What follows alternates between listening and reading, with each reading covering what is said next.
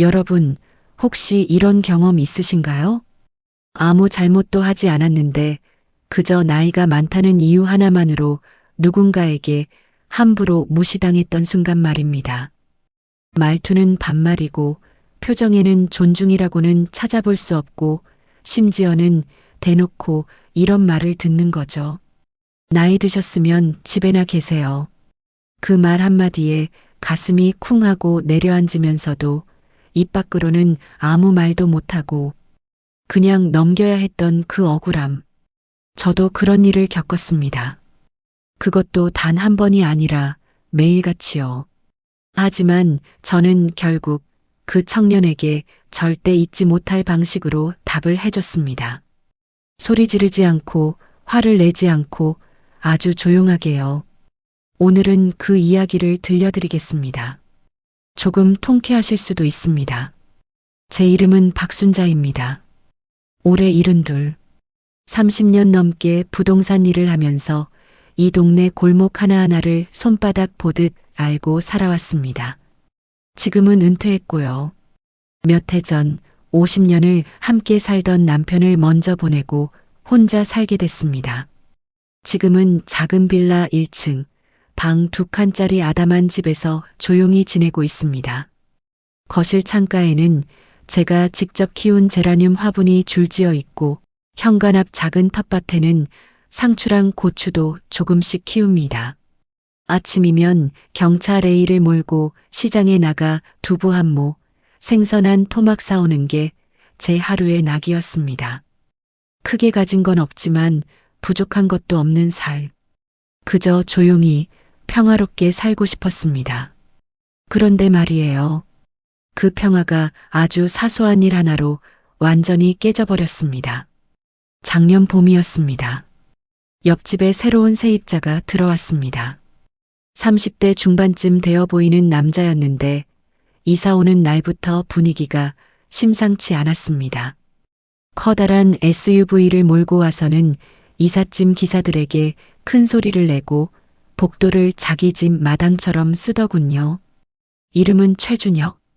나중에 보니 동네 중심가에서 꽤 잘 된다는 카페를 운영하는 사장이었습니다. 직원도 있고 손님도 많고 SNS에도 자주 올라오는 가게라더군요. 그래서인지 자기 자신에 대한 확신이 아주 강해 보였습니다. 이사 온 다음 날 복도에서 마주쳤습니다. 눈이 마주쳤는데도 인사 한마디 없이 그냥 지나가더군요. 그때는 그저 요즘 젊은 사람들은 바쁜가 보다 하고 넘겼습니다. 지금 생각하면 그게 시작이었습니다. 이사 온 지 사흘째 되던 아침이었습니다. 제가 부엌에서 죽을 끓이고 있는데 전화가 울렸습니다. 모르는 번호였습니다. 여보세요? 아, 101호 할머니죠? 저 옆집 최 사장인데요. 차 좀 빼주실 수 있어요? 저희 카페 손님이 주차를 못하고 있거든요. 목소리부터 예의라는 게 느껴지지 않았습니다. 순간 이해가 안 됐습니다. 우리 빌라 앞 주차장은 처음 입주할 때부터 호수별로 지정된 자리였습니다. 관리비 고지서에도 각자 주차 위치가 명확하게 표시되어 있었고요.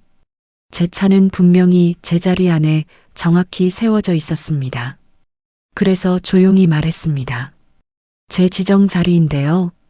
그러자 돌아온 말이 이랬습니다. 요즘 세상에 지정이 어디 있어요. 먼저 되는 게 임자지.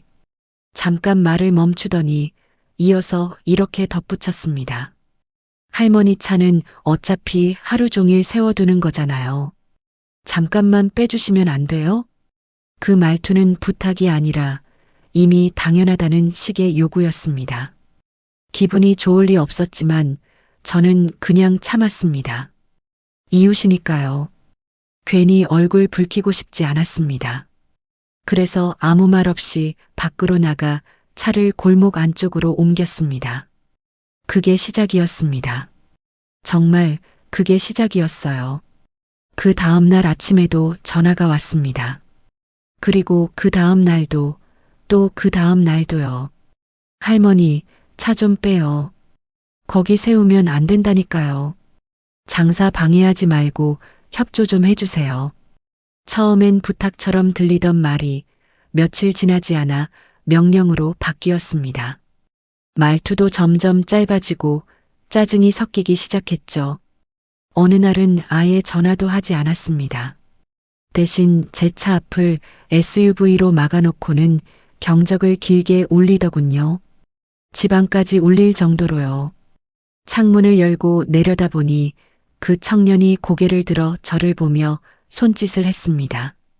마치 당연하다는 듯이요. 할머니, 또 여기 세우셨어요? 제가 몇 번을 말씀드려요. 저는 천천히 내려갔습니다. 그리고 최대한 차분하게 말했습니다. 여기는 제 지정 주차 구역입니다.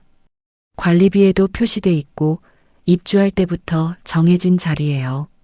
손님 주차는 골목 안쪽 유료 주차장을 이용하시면 어떨까요? 그러자 그 청년이 웃더군요. 비웃는 웃음이었습니다. 어르신, 그거 몇 년 된 서류인지 아세요? 요즘 세상이 어떤데 그런 걸 들먹이세요. 그리고는 한 발 더 나아와 이렇게 말했습니다. 솔직히 말씀드리면요. 하루 종일 차 안 쓰시잖아요. 그냥 집에 계시면 되잖아요. 왜 굳이 좋은 자리 차지하고 계세요? 그 말이 가슴에 그대로 꽂혔습니다. 억울했습니다. 분명 제 자리인데 제가 잘못한 사람처럼 서 있어야 한다는 게 참 이상했습니다. 하지만 저는 아무 말도 하지 않았습니다. 그냥 조용히 차를 다시 옮겼습니다. 그게 더 편할 것 같았거든요. 그땐 그렇게 생각했습니다. 하지만 문제는 그게 끝이 아니었다는 겁니다.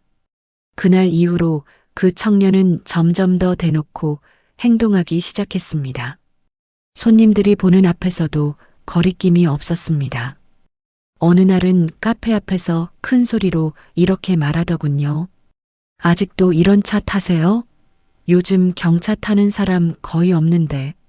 손님들이 웃었습니다. 저는 그 자리에서 아무 말도 하지 못하고 돌아섰습니다. 괜히 더 서 있으면 더 작아질 것 같았거든요. 그날 이후로 저는 아침마다 전화가 울리기 전에 먼저 차를 빼기 시작했습니다. 그게 더 편했습니다. 아니, 정확히 말하면 그게 덜 괴로운 방법이었습니다. 하지만 마음 한구석이 점점 무거워졌습니다.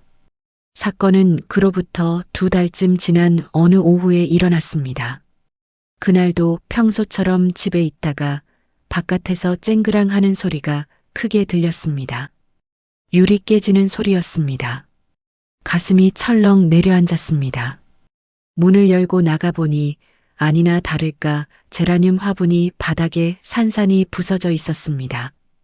빨간 꽃잎과 흙이 사방으로 흩어져 있었고 옆에는 SUV 범퍼 자국이 선명하게 남아 있었습니다.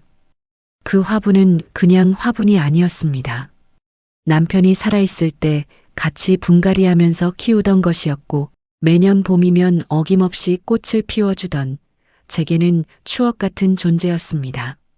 저는 잠시 그 자리에 서서 아무 말도 못했습니다. 잠시 후 카페 문이 열리더니 그 청년이 걸어 나왔습니다. 상황을 보고는 잠깐 멈칫하더군요. 그래서 저는 아주 잠깐 기대했습니다. 미안하다고 하겠지. 하지만 돌아온 말은 전혀 예상 밖이었습니다. 아이고, 이런 걸 왜 길에 내놔서 사람 귀찮게 해요? 그리고는 이렇게 덧붙였습니다. 제가 치우는 값 청구하려다 그냥 참는 거예요. 다음부터는 이런 거밖에 내놓지 마세요. 순간 아무 소리도 들리지 않는 것 같았습니다. 제 귀에는 그 말이 아니라 다른 소리만 남았습니다. 쨍그랑 화분이 깨지던 그 소리요. 저는 아무 말도 하지 않았습니다. 그냥 쪼그려 앉아서 깨진 화분 조각을 하나씩 주워 담았습니다. 손에 흙이 묻고 유리 조각이 스치고 꽃잎이 눌렸지만 아무렇지도 않았습니다. 그때 머릿속에 딱 한 가지 생각만 들었습니다. 아, 이 사람은 말로는 안 되는 사람이구나. 그리고 그 순간 마음이 정리됐습니다. 참아야 할 이유가 사라졌습니다. 이제는 보여줄 차례라는 생각이 들었습니다. 그날 저녁 저는 집에 들어와 손을 씻고 한참을 가만히 앉아 있었습니다. 방 안은 조용했지만 머릿속은 전혀 그렇지 않았습니다. 낮에 있었던 일이 계속 떠올랐습니다. 깨진 화분, 그 위에 흩어진 흙, 그리고 아무렇지도 않게 돌아서던 그 청년의 뒷모습. 한동안 아무 생각도 하지 않으려고 했습니다. 그냥 잊고 넘어갈까도 생각했습니다. 하지만 이상하게도 마음이 쉽게 정리되지 않았습니다. 제가 화가 나서였을까요? 아니면 억울해서였을까요? 아마도 둘 다였을 겁니다. 저는 천천히 자리에서 일어나 휴대전화를 집어들었습니다. 그리고 한 사람의 번호를 눌렀습니다. 오랫동안 연락하지 않았던 사람이었습니다. 전화는 몇 번 울리지도 않아 바로 연결됐습니다. 여보세요? 강 사장 나야. 잠시 정적이 흐르더니 반가운 목소리가 들려왔습니다. 어이구, 순자 씨? 이게 얼마만이에요? 잘 지냈어요? 그 목소리를 듣는 순간 묘하게 마음이 가라앉았습니다. 응, 그냥 그럭저럭 지냈지. 강 사장은? 나는 뭐 늘 똑같죠. 그런데 갑자기 웬 전화예요? 저는 잠시 말을 고르다가 천천히 이야기를 꺼냈습니다. 옆집에 새로 이사 온 청년 이야기, 매일같이 이어졌던 주차 문제, 지정구역을 무시하고 손님 자리를 내놓으라는 요구, 그리고 오늘 있었던 화분 사건까지. 저는 감정을 섞지 않고 있는 그대로만 이야기했습니다. 강 사장은 제 말을 중간에 끊지 않고 끝까지 들었습니다. 그리고 한동안 아무 말도 하지 않았습니다. 그 침묵이 오히려 더 많은 걸 말해주고 있었습니다. 잠시 후 강 사장이 낮게 입을 열었습니다. 순자 씨, 미안해요. 내가 세입자 관리를 제대로 못했네. 저는 조용히 웃었습니다. 강 사장이 왜 미안해? 잘못한 건 그 사람이죠. 그래도 내 건물에서 일어난 일이잖아요. 그냥 넘어갈 수는 없죠. 그 말에 저는 잠시 생각했습니다. 그리고 아주 짧게 말했습니다. 강 사장, 그 카페 다음 달이 재계약이지? 전화기 너머에서 숨이 멈춘 것 같은 느낌이 들었습니다. 맞아요. 다음 달이에요. 그래. 저는 더 이상 말을 길게 하지 않았습니다. 그 한마디면 충분했으니까요. 그날 이후로 저는 아무것도 하지 않았습니다. 아니, 정확히 말하면 아무것도 하지 않는 것처럼 보였습니다. 여전히 아침이면 차를 빼줬고 그 청년이 뭐라고 하든 대꾸하지 않았습니다.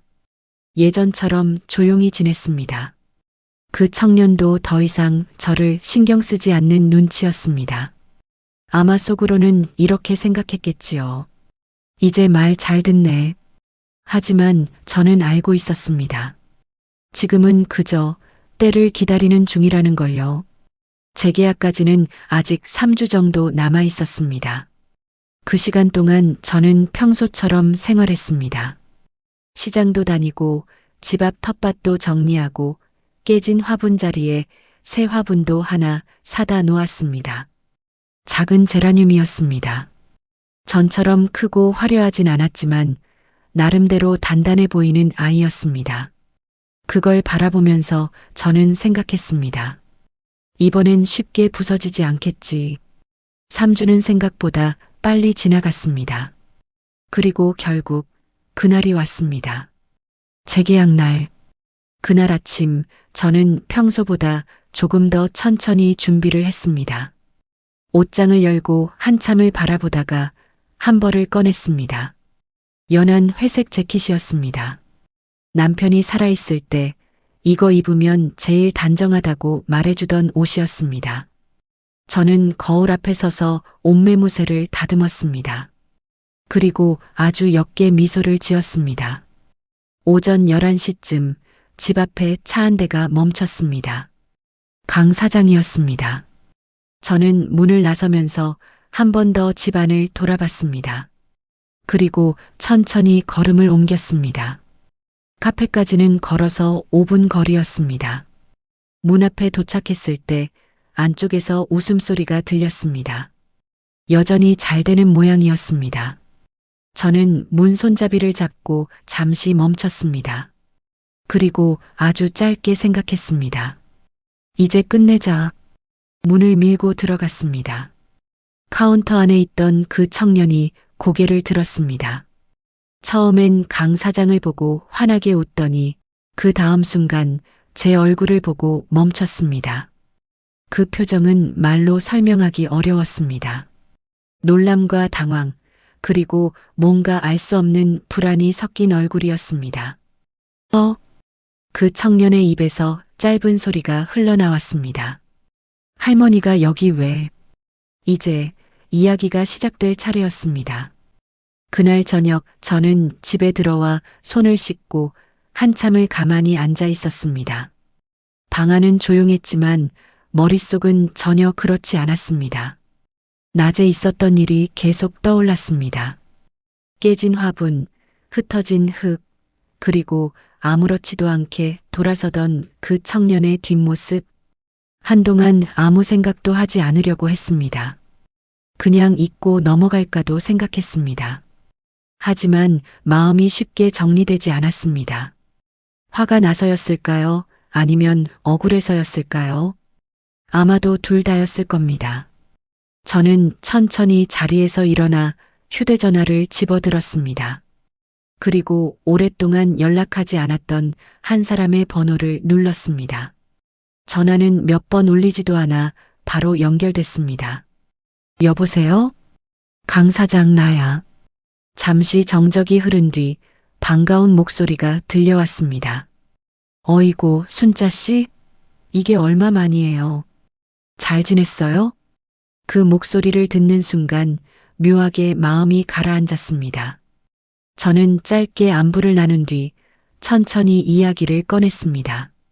옆집에 새로 이사 온 청년 이야기, 매일같이 이어졌던 주차 문제, 지정구역을 무시하고 손님 자리를 내놓으라는 요구, 그리고 오늘 있었던 화분 사건까지.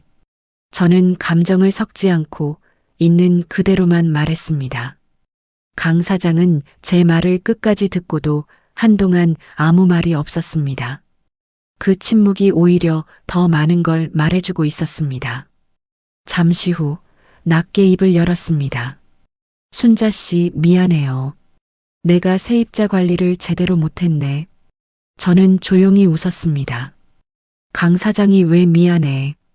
잘못한 건 그 사람이죠. 그래도 내 건물에서 일어난 일이잖아요. 그냥 넘어갈 수는 없죠. 그 말에 저는 잠시 생각하다가 아주 짧게 말했습니다. 강 사장, 그 카페 다음 달이 재계약이지? 전화기 너머에서 숨이 멈춘 것 같은 정적이 흘렀습니다. 맞아요. 다음 달이에요. 그래. 저는 더 이상 말을 길게 하지 않았습니다. 그 한마디면 충분했습니다. 그날 이후로 저는 아무것도 하지 않았습니다. 아니, 정확히 말하면 아무것도 하지 않는 것처럼 보였습니다. 여전히 아침이면 차를 빼줬고 그 청년이 뭐라고 하든 대꾸하지 않았습니다. 예전처럼 조용히 지냈습니다. 그 청년도 더 이상 저를 신경 쓰지 않는 눈치였습니다. 아마 속으로는 이렇게 생각했겠지요. 이제 말 잘 듣네. 하지만 저는 알고 있었습니다. 지금은 그저 때를 기다리는 중이라는 걸요.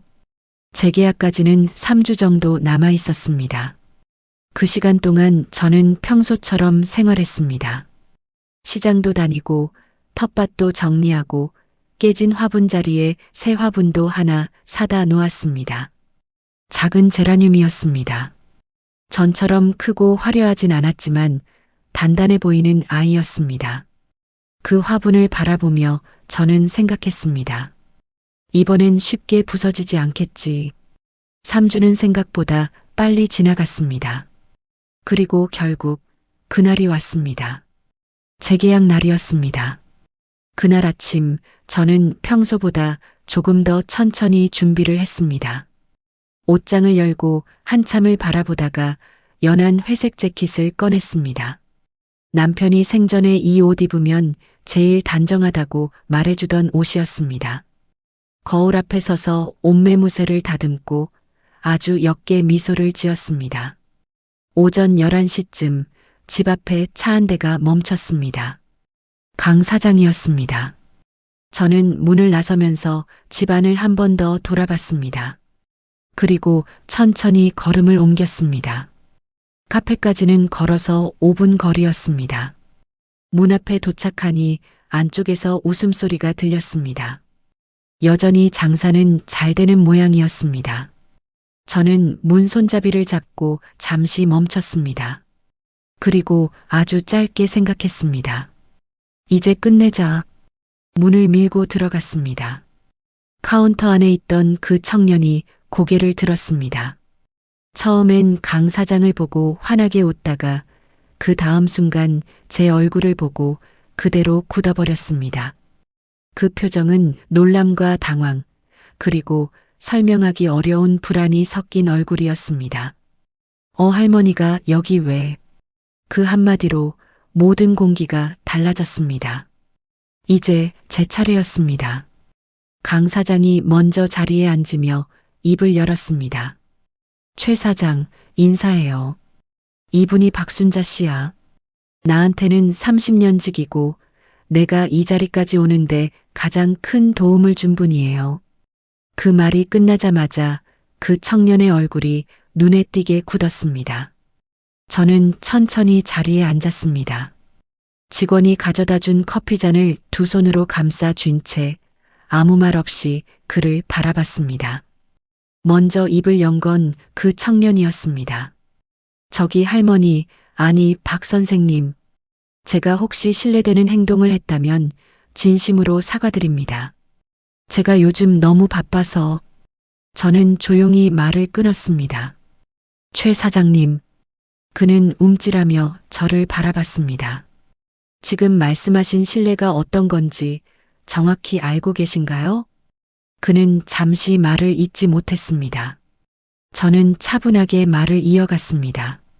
몇 달 동안 매일 아침 전화해서 차 빼라고 하신 거, 지정 주차 구역인데도 손님 자리라고 우기신 거, 그리고 제 화분 깨뜨려 놓고 오히려 왜 거기 두었냐고 하신 거.